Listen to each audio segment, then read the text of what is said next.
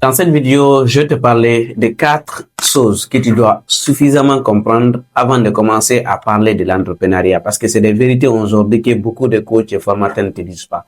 La première chose que tu dois comprendre d'abord avant d'entreprendre, il faut que tu acceptes d'être un esclave pour quelqu'un d'autre avant que tu ne trouves réellement tes esclaves. Beaucoup de personnes aujourd'hui veulent entreprendre, mais ne veulent pas travailler pour les autres. Vous savez, ne travaille pas pour les autres juste pour avoir de l'argent. Tu travailles pour les autres pour enfin acquérir des compétences qui vont te permettre réellement de mieux gérer ton entreprise à la longue. Estimons que tu as fait l'administration des affaires à l'université ou d'ailleurs tu n'as même pas eu la possibilité d'étudier. C'est pas un problème. Mais tu dois comprendre une chose. Il y a 3 sous-facteurs essentiels qui est très important pour tout entrepreneur. Avoir cette compétence en termes de vente, c'est obligatoire pour toute personne qui aspire à entreprendre. Ça, c'est une vérité que tu dois connaître. Deuxièmement, tu dois avoir cette possibilité de communiquer. Ça, c'est obligatoire aussi. Cela veut dire, même si tu n'articules pas bien ou je sais pas quoi, mais il faut savoir réellement communiquer et transmettre ta vision si tu comptes réellement avoir une équipe.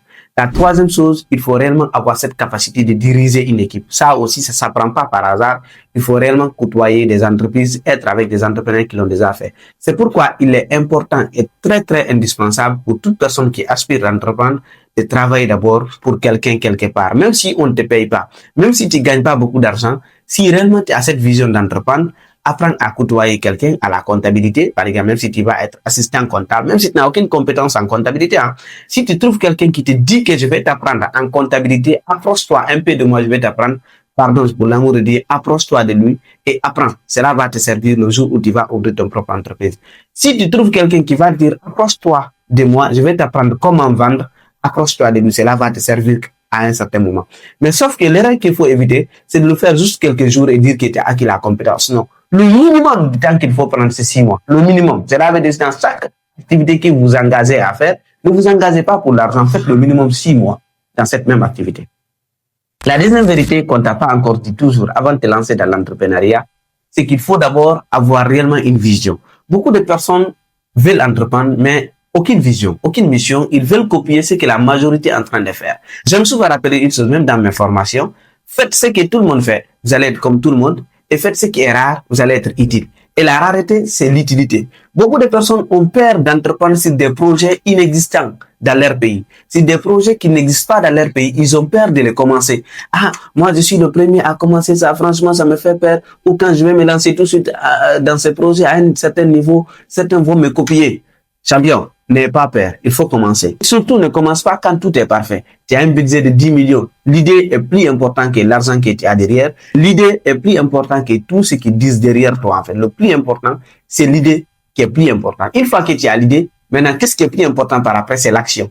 N'ayez pas peur de commencer là où tu es. La plupart des grandes entreprises ont été fondées dans des garages. Quand tu regardes, par exemple, aux États-Unis, la plupart des livres de développement personnel et business, quand on lit, on va dire le fondateur d'abord a commencé dans son propre garage pour fonder cette business. C'est pour te dire que il faut jamais accepter de commencer juste dire que je vais entreprendre parce que tu as reçu de l'argent venant de papa ou venant de maman.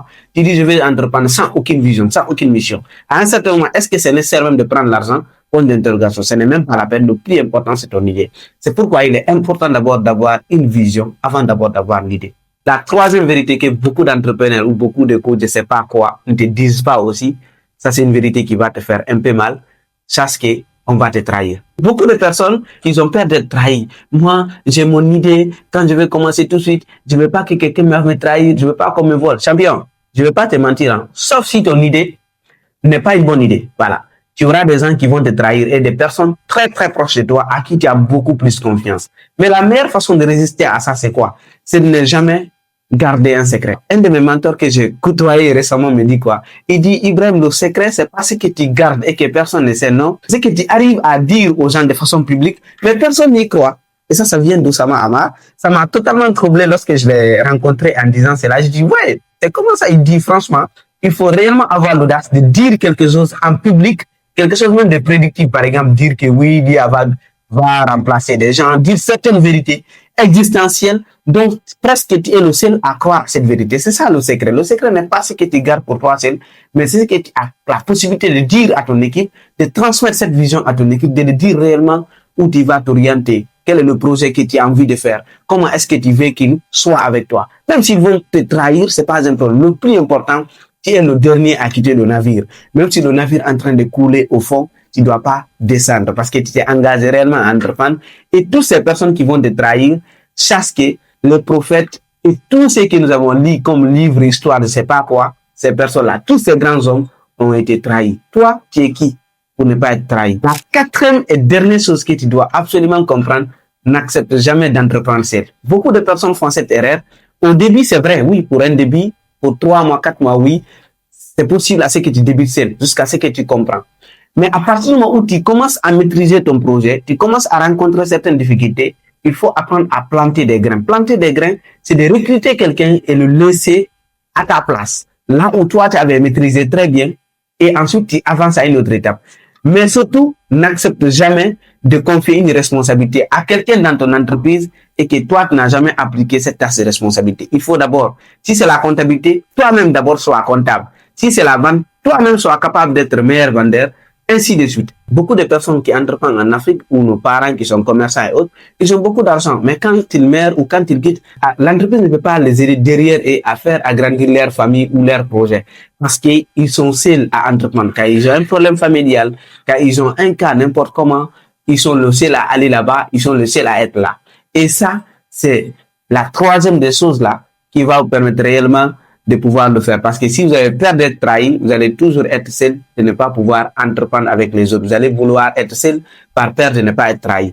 Une fois encore, si ces 4 conseils réellement t'ont appris quelque chose, n'hésite pas de partager cette vidéo pour faire bénéficier d'autres personnes et me laisser en commentaire parmi ces 4 choses, quelle est la chose qui t'a beaucoup plus marqué. À très bientôt.